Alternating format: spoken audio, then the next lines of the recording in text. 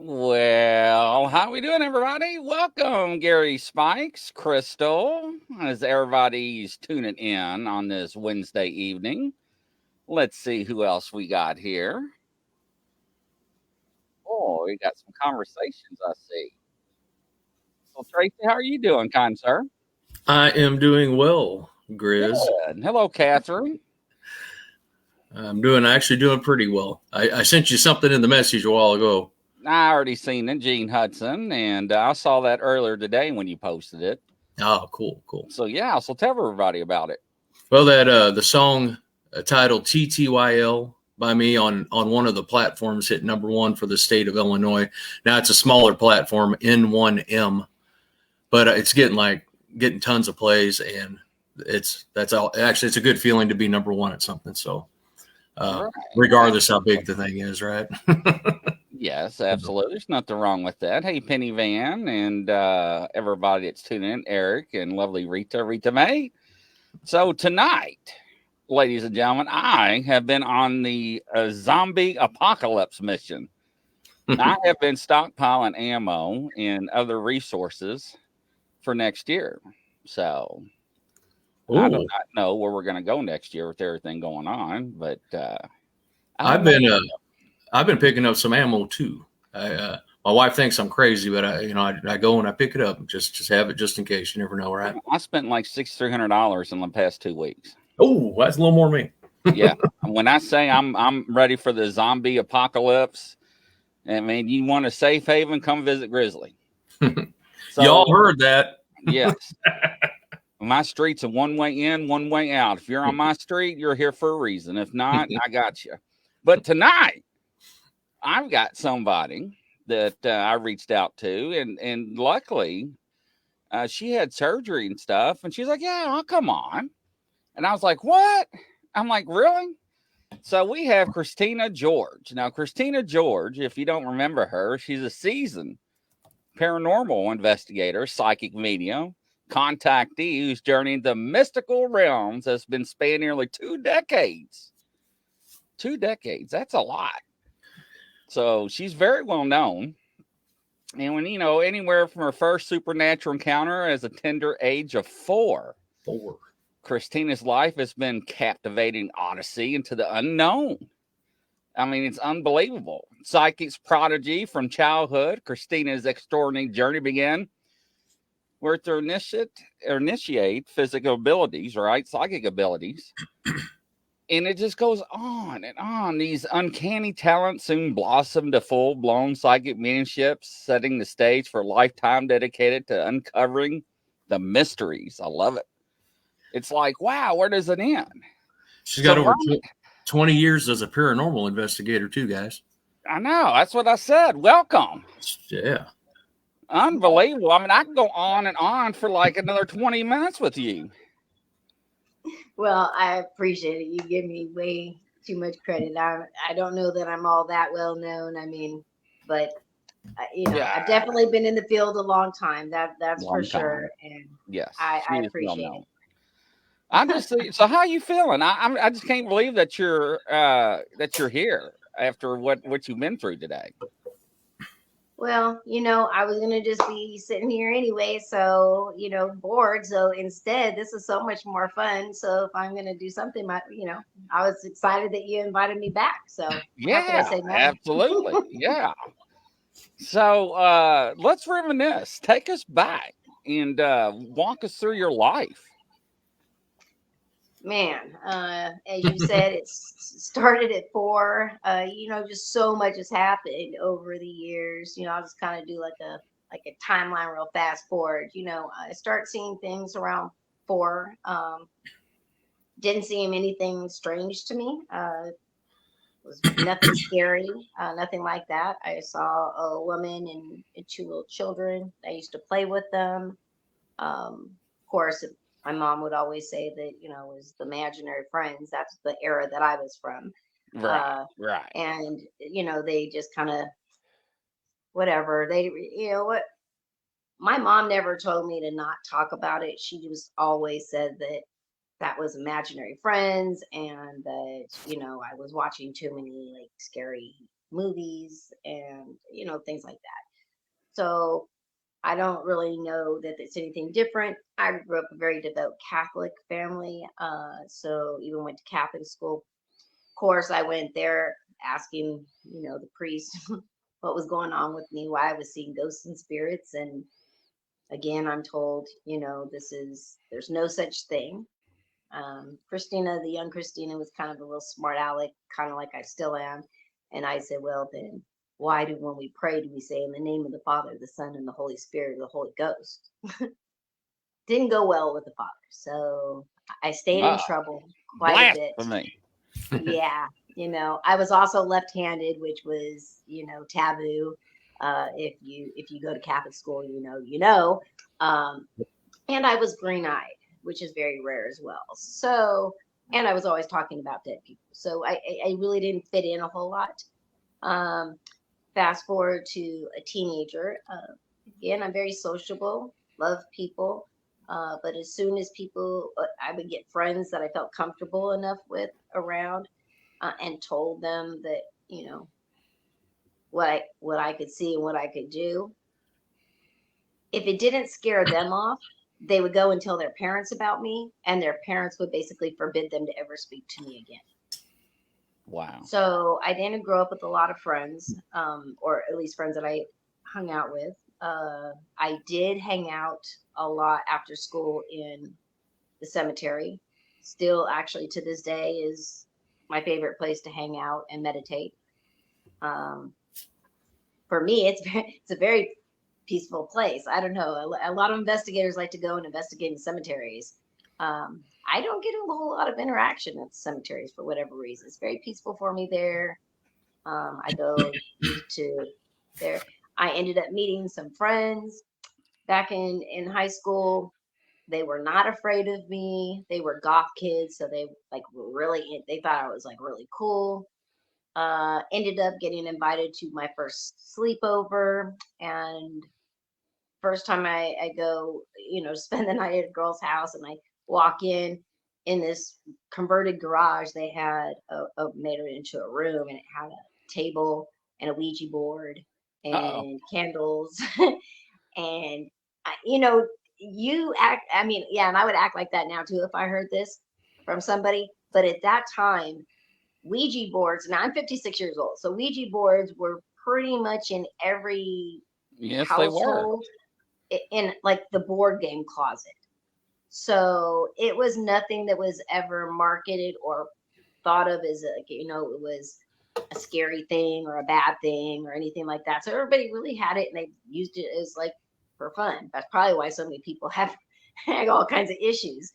But anyway, the idea of it is, hey, we're going to do the Ouija board and we're going to ask the questions, but we want you to tell us what the spirits are going to tell us before they tell us on the board. And they're like, since you can connect with them. So I, again, didn't surprise me, Chuck. I'm like, okay, let's do it. So we started off, ended up, they started asking questions. I was giving the answers. The answers were showing up on the board.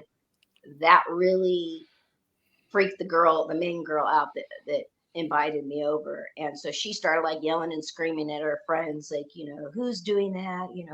Who's moving the planchette? And everybody's like, no, we're not. And the next thing I know, it kind of got dark, the answers, and the girl got really, really scared. And at that time, she was like, no, we're not doing this anymore. And she just like got everybody away from it, picked it up, ran it out the side garage door, put it in a metal garbage can, and set the garbage can Ah! and the Ouija board on fire. Now, again, hindsight, if I knew back then what I know now, oh man, I wouldn't have ever let that even happen. In the name of the But I Father and the didn't. yeah, don't do that. What in the world? Right. But yes, I'm a young teenager with psychic abilities in the prime of my teens, where my hormones are all over the place, my abilities are all over the place. I have no idea what's going on with me, why I'm different than other people. So I'm really just a passenger on this roller coaster ride. So I don't get it. So I ended up from that point, well, they ended up having me leave. So again, even though it was my first sleepover, it really wasn't a full, complete sleepover. So they kicked me out after that. Nobody spoke to me again. After that, I ended up bringing home some kind of attachment. Oh. And Yeah. And I'll tell you, I still have this attachment to this day. Whoa. Yeah, to this day. And he has made himself, very visible, originally to me. And this is a crazy story too, because again, it's like all these years later, now at 56, and all of the knowledge I've gained over the last 20 years, and really just along the journey of just having to try to figure things out on my own, hindsight is just so crazy, because if I would have known a lot of this stuff, things would have been so different, for me. But I guess, my journey on this world was to go through it the hard way and figure it out, like on the job, you get thrown onto the job and get the training. So anyway, this thing immediately started coming to me. Now, again, as I said, like I'm a teenager. It's like, I know now that teenagers, especially when they hit their teens, and their abilities are just heightened even more. And so, you know, I'm a very strong empath, so I was like, and I'm also a big hugger. So every time I hugged somebody or I was around a bunch of people, I was absorbing like everything, all their emotions, all their energy. It would, and again, I don't understand any of this. I don't know why. I walk into around somebody and all of a sudden I just feel like I want to like punch somebody right in the throat. Other times I walk in and I might want to like just burst into tears. You know, it's just such a roller coaster, and I had no idea how to navigate this. So in the midst of this, I started absorbing all this energy and I had no idea how to release it. And so at one point I got cut accidentally. And at the time that it cut, it was like just a flood of energy that I was able to release. And it was such an amazing feeling. It's the only time I'd ever felt that. And so in my mind, I'm like, okay, when I get too overwhelmed with all this energy or these feelings that I'm feeling, cutting myself will fix that. And it did. But as I started, you know, cutting originally, again, it was just a release of energy. It wasn't, you know, because I was depressed or anything like that. But when I came back with the attachment, I started realizing I was getting very depressed. I was starting to have suicidal thoughts. And anytime that I would really go through this thing would show up. And it was a large black cloak, and you couldn't see the face. You know, it was something right out of like really like out of a scary movie, to be honest. But it was a long robe, and when I would be cutting, he would literally, you know, go right to my ear and whisper in my ear to, you know, push just a little bit harder. Wow. And get a little bit deeper, and I could come to be with him, and everything would go away. Everything would be okay. Now, when you start having all this mental effect from these attachments, you know, and I have so many things now that I don't know what in the world's going on with me, to the point that I truly am starting to think maybe I am crazy too, because what in the world, how am I seeing these things, and why are they coming after me? What is the plan? What is the problem? And so this thing, you know, would do this for a while, and eventually I just kind of snapped. I was like really having a hard time, and this thing again wants me to take my life. And I kind of just started praying and started thinking, and I said, well, you know what? If you're so, you know, tough and you're so, you know, so powerful, why don't you take me to be, you know, like, why do I have to do it?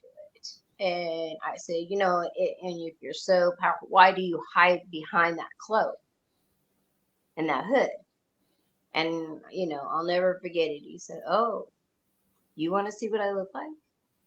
And I said, yeah. Now, mind you, I'm a young teenager. I'm fearless. So I don't, you know, and I have no idea what I'm dealing with. So the next thing happens is that he bends his head down like this, and he puts his hands up to where the hood is, right, to take it down. But the first thing I notice is that he's got long, super long fingers, like skeleton bones, right? And then he takes it and he puts it back like this as he comes up. It is right out of a book of what Satan would look like himself. And petrified me. Okay, you know, because again, I grew up Catholic. So, you know, the one thing that will send, you know, scare the hell out of me would be Satan and going to hell. So I, you know, panicked. But then right after that, I started to realize that, hold on, you couldn't hurt me. You couldn't do it yourself. You had to convince me to try to hurt myself. And then when I started thinking about it, I'm thinking, okay, So you really need to, you're trying to make me fearful. And the only things that I was fearful of at that time would have been exactly what I was seeing. Yeah. So I'm like, I start to think about, wow, like this thing knows how I think. This is like, he's in my brain. Like, this is not good. But once I realized it, and I realized he couldn't really affect me unless I let him, or unless I was very weak, because I really got into meditation, young. Somebody actually turned me on to it. And I just felt like between that and prayer, I was like very protected regardless. So as I got stronger, this thing has always stayed, but it kind of just has faded away to the background. But it has with that, along with so many years of investigating and having multiple spirits attack me, go through me, different things to me. I live with a terminal autoimmune illness, and I truly believe that the paranormal, this attachment, everything, definitely has affected my health over the years, which again, I felt was more, it was trying to deter me, to be able to learn anything, or learn how, what this thing was and how to deal with it, because, I knew I couldn't do it by myself. But getting into the field, I started to learn a lot of things. I started to meet a lot of people, and, kind of evolve from there. So, and now we're kind of here. I've had all kinds of, my life is really right out of like a made for TV drama. I swear to God, like or something out of TV, because sometimes I don't even believe it's true. All the things that I've gone through, but yeah, I've each field sent me to kind of on another path to a different field. And then the more that I started investigating that, the more I started seeing the connections between the other field. And then I started, okay, maybe I need to reach out and look at a little broader. And I started looking out at other things and everything. And everything seemed to be tied together. So from there forward, I've been, the last 15 years, I've had my own group, and I've been investigating everything paranormal. I've got 2 divisions, and we just kind of investigate it all. It's a mouthful, huh? Hey, Grizz, no one can hear you. You're muted. Yeah, I know. I know. So as she was talking, my light turned off in the studio, and it like flipped me out. It scared me. That's why I turned my camera off. I was throwing holy water everywhere. You remember last time you had stuff going on too. I know. I know. I'm like, I'm just sitting here and my light goes black. I'm like, does anybody see this while she's talking? I'm like trying to remain calm. I'm like, hell with that. I grabbed the holy water. I start throwing it. So I was just like, okay, now you're starting to freak Grizzly out, right? Yeah,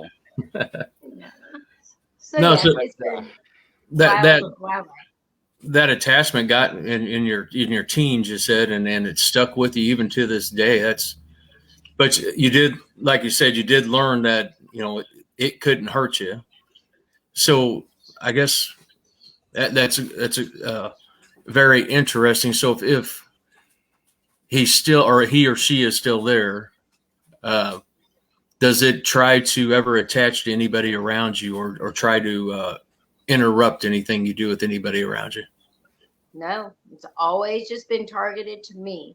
And, even to this day, like I've had times, because of my illness, I spend a lot of time in and out of the hospital, surgeries, things like that. And when I'm in my weakest state or in excruciating pain, I'm almost guaranteed that he'll show up. Wow. Trying to get you at your weakest. Exactly.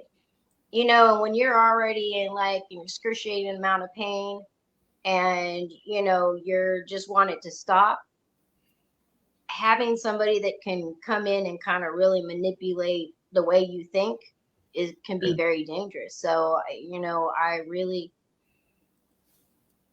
kind of straddle that fence. I try to take care of my health. I mean, there is no cure for what I have, so eventually it's going to take me. So I truly just kind of live like a real paranormal rebel. Like on the days I'm in the hospital or I'm sick, I'm resting. The other days I'm out, investigating or doing whatever I want to do, traveling. I feel like nobody's promised tomorrow, and my journey is not done until I finish what I'm supposed to do, and I don't know how much more I have to finish, so I'm just going to keep plugging away till it's my time. And then when it's my time, I'm ready to go. And I just said, I want to make sure, I told my team and everybody, I don't want to cross over. Don't try to cross me over. I got a long list of people I want to hunt for a while. Yeah. I got a few people on my list I'd like to just scare the heck out of, for sure. Oh, I bet. I think we all have that. I told everybody, when I go, you're going to know. I'm going to dance on your bed, pull your sheets, make your That's dishes right. wiggle. I'm going to whisper in your ear. Yep. Yes. I'm going to make everybody think that demons exist in their lives. Oh, absolutely. I'm going to have Probably won't take much. Not for me. I mean, that light did me in when you were talking. I mean, I didn't know what to do. And then it got cool. Then it got hot. I had to turn my fan on. So, well, we're going to talk. We're going to talk after the show, because I told you that I picked up some stuff. Again, not so we have the stuff that happened when we were doing the interview the last time. Yeah. Then I was in the chat room of one of your other streams, and some stuff happened with the dolls. And I said, okay, I picked up some stuff, and I'm like, we need to talk. And then we didn't get a chance to talk. So I definitely remind me at the end, and we're gonna talk about it. So Carol Garcia, she wants to know what kind of autoimmune disease you have, Christina. It's called systemic scleroderma, sclerosis, and I have GI involvement. So scleroderma is the most common, is external, and it's kind of known as a disease that disfigures you. So it changes it thickens your skin, and or it'll thin, and it'll just open up easily. It's swelling. It disfigures you. I have the more rare, of course, version. I have it internally. So I actually have connective tissue that grows like ivy vines, and it attaches to all of the internal organs, wraps around them, and then continues to tighten until the organs no longer function. So I have it all in my abdomen. I have it around my kidneys. Well, that's why I'm having so many problems with my kidneys right now. I have it around the left side of my lung. So once it's fully around the right side of the lung and then the heart, then that's it. So they can estimate and tell you how long they think. But, originally when I first got this, they told me that I might have a year to live, and I panicked, and I was making a will up, and I was, I had to break it to my young children, and, just traumatize them and everything. And here I am still here, so it's like I said, I'm just going to deal with it until it's my time. That's it. Absolutely. It's the only thing you can do, right? Yeah, that's right. So when you're talking about being the teenager and getting the attachment, how old were you when you? I mean, the way you explained it, obviously you've been in the paranormal for a long time, right? Yeah. But when did you start actually investigating? Probably around 21. Where did you go? Well, so I didn't know anything about investigating. Let's put it this way. So what happened is, in college, for some reason I would meet people, and then they would meet somebody that knew somebody that, said, oh, I've got some weird things going on at my house. And they'd say, oh, well, I have a friend who knows a friend who knows a friend. And she says she can talk to spirits. Maybe she can come to your house and see what's going on. So I was going and doing readings basically at the house and interacting and trying to get things to cross over and leave. about that age. I had no idea that what paranormal investigating was until it came out on TV. And I'm like, oh, that's what I've been doing all these years. Okay, so there's a name for it. I had no idea. So I'm like, okay, now I need to like find other people like me, and I need to find some teams and all of that. And I can do this all the time because all of a sudden it became popular as soon as it went on TV. Like everybody, was coming forward with different cases, and you had a whole lot of people who absolutely had not a clue what they were doing out there, but we were trying to help. And so that's what we did, and I've been doing that ever since. Right. That's awesome. Yeah, that's cool. And then I also for 15 of the last 20 years, I also mentor children and teens that have psychic abilities. And that has always been a huge priority to me. I started out, and when I first started out, it was like I was speaking at events and, doing interviews and things like that. But I just really didn't feel like I was doing what I needed to be doing, and then I ended up having a near-death experience. And I had a car accident, had a near-death experience. During that time, I was told it wasn't my time. I needed to go back, and I needed to be open about my abilities, and I had to, help other people with using them. And you have to understand, again, being rejected pretty much my whole life because of the paranormal. And it was like, so I had just kind of got my feet in the door in the paranormal, and I didn't tell anybody about my abilities. Nobody. Because again, back then, if you said you were a psychic, the only people to compare you to were like Miss Cleo and Dionne Warwick. And or the ones with the neon signs that were charging you $30,000 for, to get rid of the bad juju. I was none of those. And so the word psychic highly offended me. And I ended up going with a group, and they were like, yeah, you're going to be our lead psychic. And I'm like, yeah, no, that's not what I do. And eventually I just got that title. And with that group, it was such a large group that like we had plenty of stuff to do. So it really didn't affect me too much. But trying to come out now publicly, say, oh, I have these abilities. And so it was tough back then. And then all of a sudden, just as I was starting to get accepted, then all of a sudden we had, the show on TV, that they have the psychic medium. And so all of a sudden, again, because the show has it, and they're like, oh, look how useful a psychic can be, and they can validate this and that. Oh, next day, every team had a psychic, and everybody was the new psychic so-and-so. So I'm like, oh my goodness. Like again, it has been, it's like a roller coaster. But I was meeting a lot of people. I was finding that a lot of the clients had children that were highly affected, and part of it was because they were varying abilities. And so, I was like, boom, now I know what I'm supposed to do. Like now I have all this experience and all the things that you should do, and definitely the things you should not do. And I can share this. And it wasn't just about sharing it with the kids and the teenagers, but it was also educating their parents.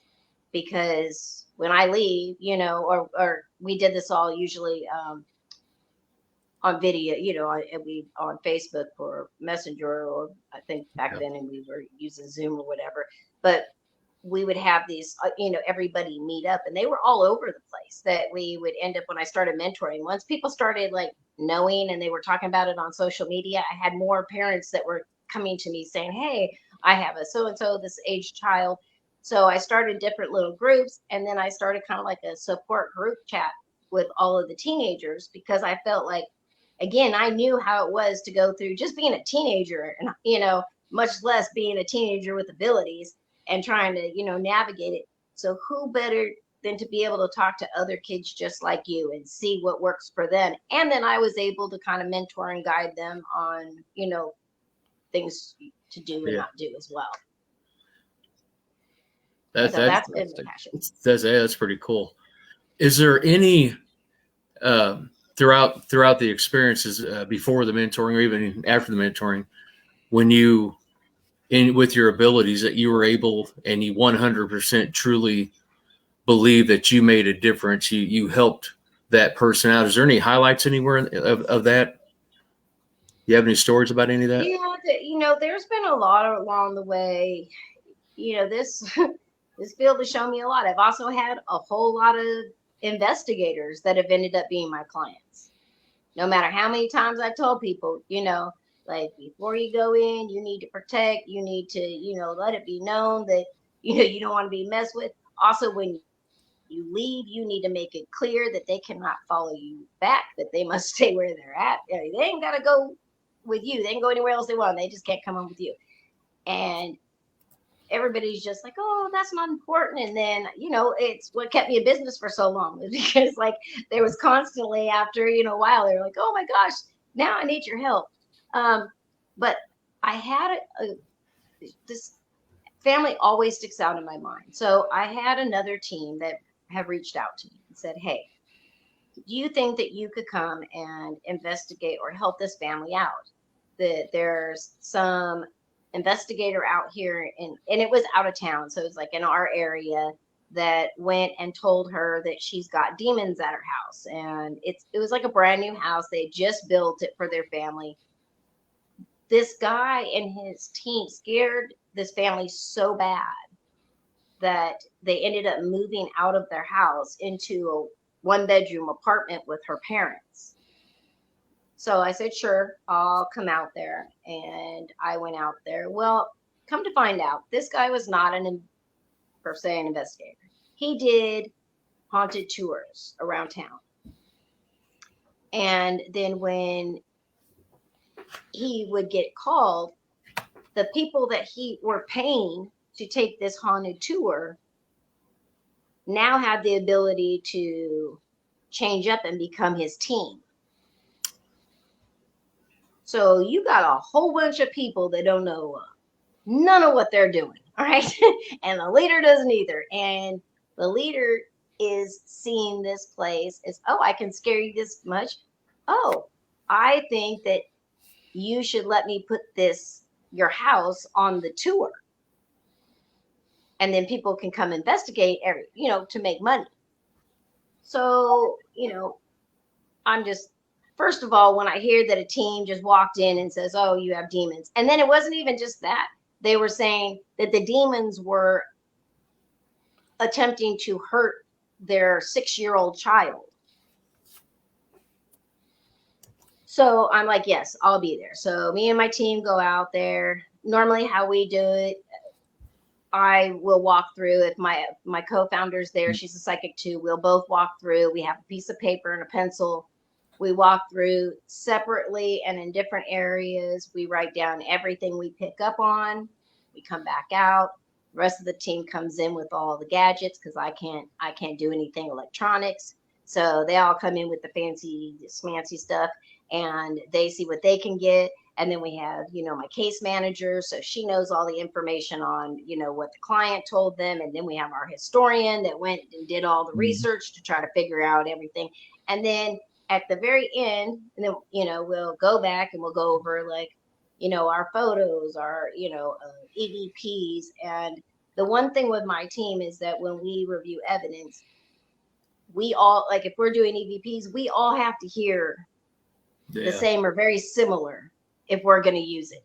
There's nothing that drives me more crazy than to have subtitles for EVPs and, the subtitle says, I'm going to kill you. And all you hear, on the video is, and I'm like, where do you hear that from? So we always made it that we all had to, agree in order for it to be used. And now our private clients, we never put anything out ever on social media about it. It was always a private case. We always kept it that way, but we would put it all together based on what we picked up on, all of the other background and research we had, put it all together and then put together a report, go back, talk to, the family, let them know what we think. Yes, there was definitely, somebody there. It was a guy, was not a demon for sure. Like I was able to see him very clearly. He was very drawn to the little boy. As soon as I met the little boy, oh my God, the energy that came off of this child was crazy. I knew for a fact that this little boy had seen this thing. So he got comfortable. At first, he said no, and then he got comfortable with me once he realized that I could see what was there. So then he opened up. So we were able to do all that. I basically brought the family together along with the little boy. We did, a cleansing of the house, and we instructed the occupant, the owners, to demand to take their home back. And then, what was there had to leave. Now, mind you, when we showed up, this guy was doing a tour that weekend. So he was wanting to come by since he knew the house was vacant, and said, hey, he sent her a message saying, leave the keys in the mailbox. I have, team, we're going to come by and investigate tonight. And she's like, oh no, I can't do that. I've got, Christine George coming. And he was immediately like, don't let them come. She's a witch and it will make it worse. And they will get your son. And now she was like so scared. She didn't know, because again, they weren't in the paranormal. They didn't know nothing about this stuff. I was so mad that this guy was doing this. And I said, well, you know what? I mean, for this to work, like, you have to trust me and you have to trust what I'm saying and I'm guiding you through. If it doesn't work, then, okay, you say I'm a fraud. So she's like, no, everything you picked up on is stuff that has gone on here. My son was very open to talk to you. Like, yeah, let's go through it. That happened now, also, mind you, they were also having a lot of friction in the house. The husband and the wife were, going at it with each other, all this kind of stuff, on the verge of divorce. And I was just like, this energy in this house is just so heavy, like so dark. So we did all that. So I said, okay, call me in a couple of days. The very next day, she says, oh, we didn't go to the house. We were a little scared, but we're going to go tonight. So they went back, and the next week, I got an update saying that, they had moved back into the house. They didn't have any activity. Their son now was sleeping through the night.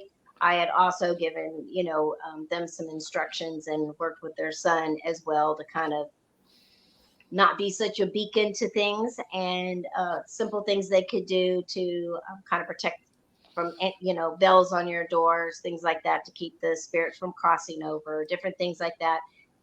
Year later, they contacted me.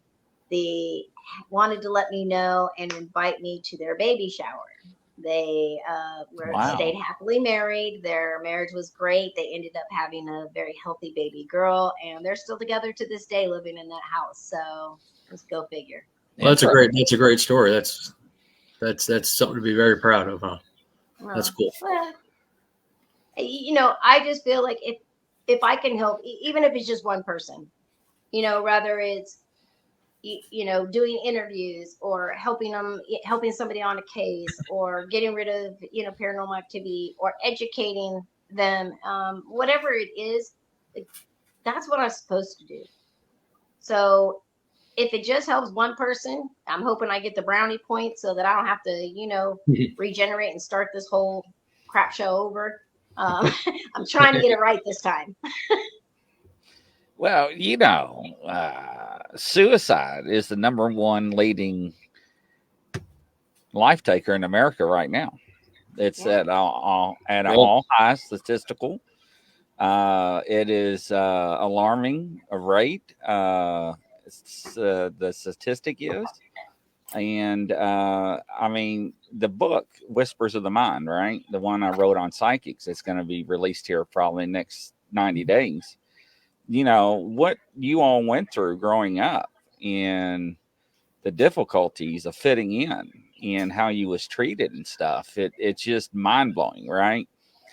And to have somebody with children, we've seen the kid psychic shows on TV. They live life so differently, and they just don't fit in, and they don't know it's not normal to see things. They think it is normal, and then they're the outcast, and just like you said, it's just awful. And I applaud you for doing what you're doing. That's a whole lot. Yeah. Really You know, is. like I said, if it makes a difference. And, you know, the one good thing is, you know, I'm not mentoring anymore. A lot of the kids got older, and I also, as my health started to decline, it was harder and harder to try to fit everything on my plate that I do, because I have 2 shows of my own a week. I was mentoring, you know, 3 groups a week for an hour to 2 hours, you know, on top of my own health, my own, you know, personal life and family and working. So that, you know, there was a lot going on. But I have seen now there's so much more information. There's so many videos from other psychic mediums that, you know, are putting information out there to help, you know, people to kind of manage through this. So I love that, you know. So if I had any part of that change, you know, of getting information out that really is for anybody, but it was very specific to children and teens, because they're the most open, and, you know, they're the most vulnerable. And especially when you go from a child psychic with psychic abilities to a teenager, like I said, it's like turning it, you know, cranking it up to, you know, over 1,000. And so again, they're already going through, you know, all the hormonal changes. So they're very emotional.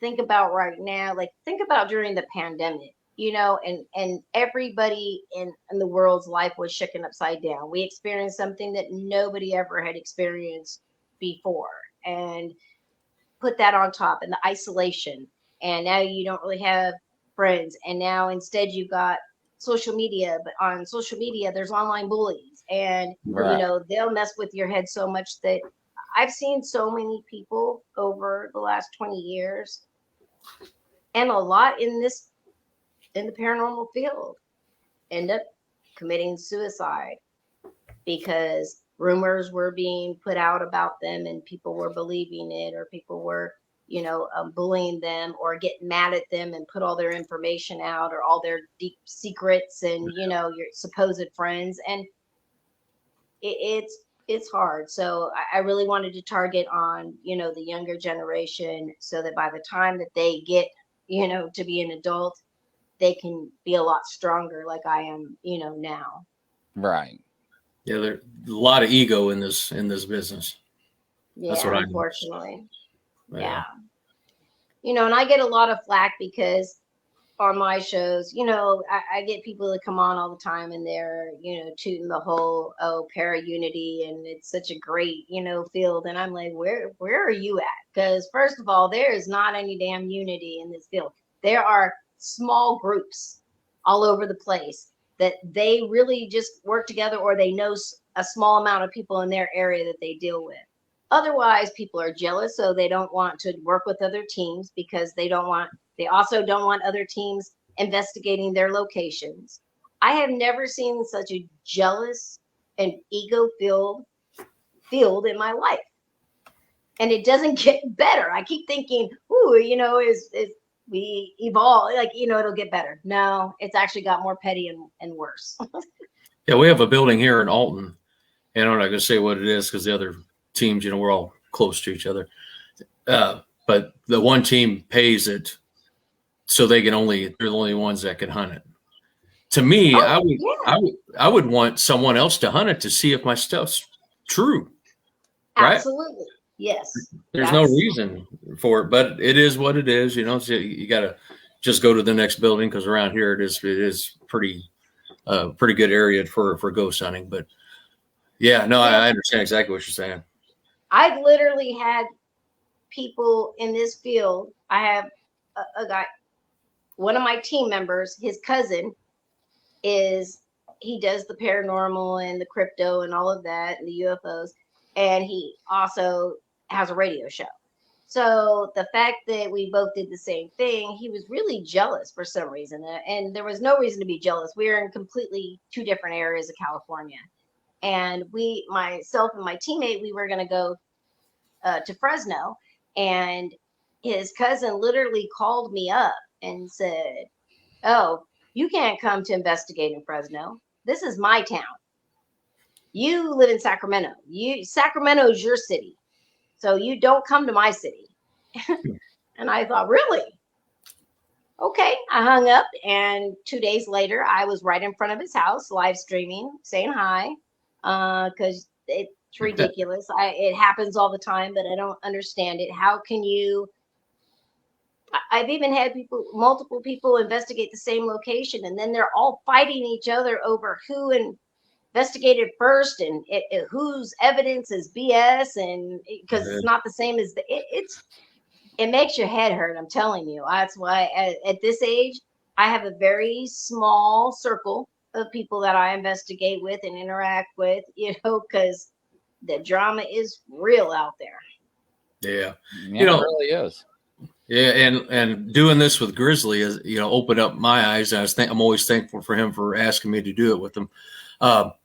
There are a lot of great people out there, and there are a lot of good teams. But there are a lot of those other folks that you can tell that just by their advertising and how they talk, and that they're just getting a little bit too big, I think, for what what they really need to be. And I'm glad that you work with the younger people and you mentor, because that's our future in this business. Like you said, 20 years ago, it was you're an outcast. Nowadays, we're actually, the people like us are moving up the chain, so to speak, of being normal and accepted. And we don't want negativity to throw us back down that chain, for lack of better words. Absolutely. And I think that's kind of what happens in the field too, because again, it's not like when I first started, because like in my area in Sacramento is huge. I mean, from there, the whole Bay Area, I think there was only 2 paranormal teams, so it wasn't like there was a whole lot of people. So when you're talking, para-unity, all that, like, yeah, it probably existed way back in the beginning before all the jealousy and the ego started to jump in, and everybody wanted to be a superstar, and everybody wanted to make money, and everybody wants to be the next para celebrity and be the next speaker and all of this. And it became all the competition. So, that's been a big problem. But I think for us that have been in the field for a long time, we're truly here, and we're still here because it's our passion, and we're here to make a difference, and we're here to help.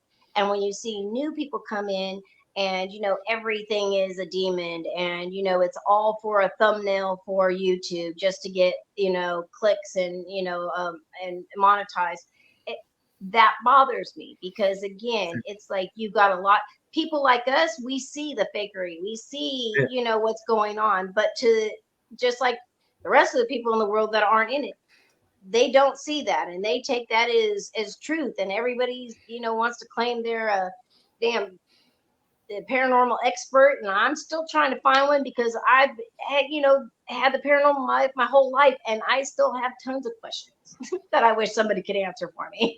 So I agree with you. Years down the road, people like myself, Grizzly, you, and most of these people here watching, we're still going to be around. We're still going to be doing what we love to do and helping people. Those other people will get their 15 minutes of fame, and then they'll probably get bored with it and move on, or get found out that they're not really real. They're not doing it right, stuff like that. So, but I hope nothing but the best for them. Don't get me wrong. I am no way, shape, or form trying to say anything negative. I hope the best for everybody in this field, but I think if you truly care, you're actually going to succeed in it. So, absolutely. I think when you have a field like this, that there is really no rules or regulations to what we're doing. It's just everybody kind of does what they want.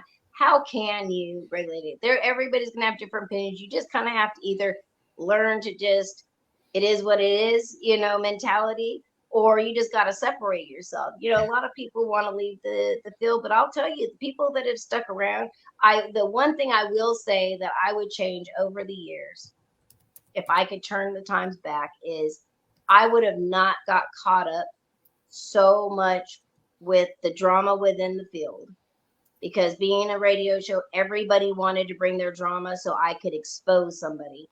And, it was like, when it was something to do with a friend, I wanted to be that friend to stand up for them, you know, and these people still aren't even my friends anymore. And it's like the one piece of advice I tell everybody now is stay out of the drama. If it's not yours, who cares? You know, don't take a side. Boy. You shouldn't have to. Does that not sound familiar, ladies and gentlemen? Yes. I'm just saying. Didn't Great hear minds from think Grizzly alike. this time. Great minds think alike. You know, it causes you so much undue stress and drama that is not necessary. It's for what? And you know, again, people take it to such extreme levels now that why?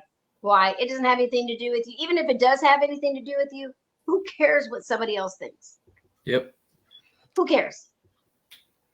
Well, They blackballed me originally in this field, and you know what? I gave the middle finger to them and started my own shows and did my own thing, and I'm still here.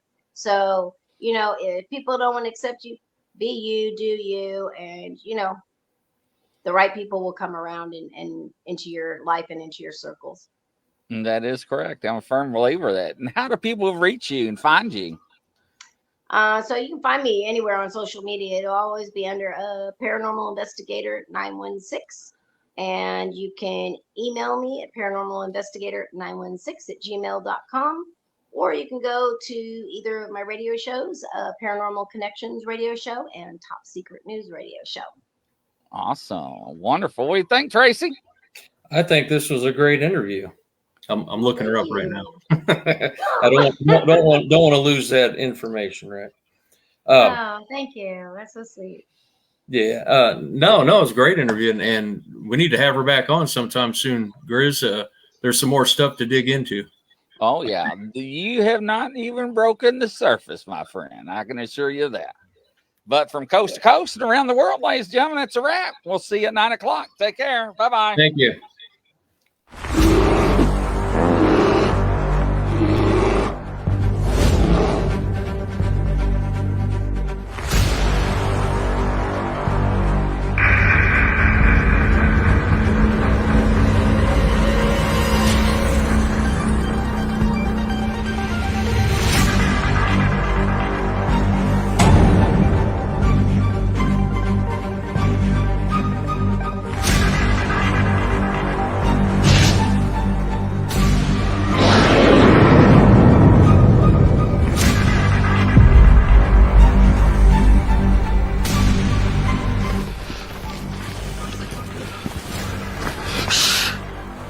It's a grizzly.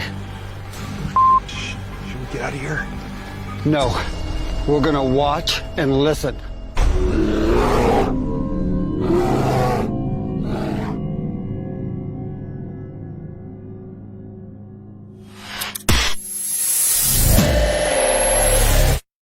Action.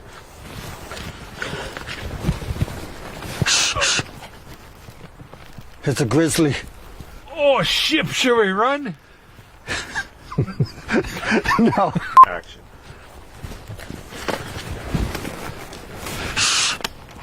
It's a grizzly. Oh, should we run? Okay.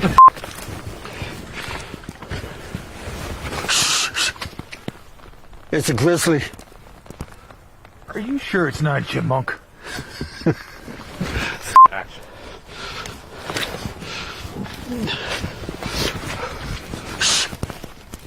No, I'm out of here.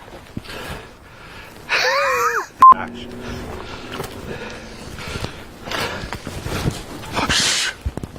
It's a grizzly. I'm out of here. Huh. Maybe it is a chipmunk.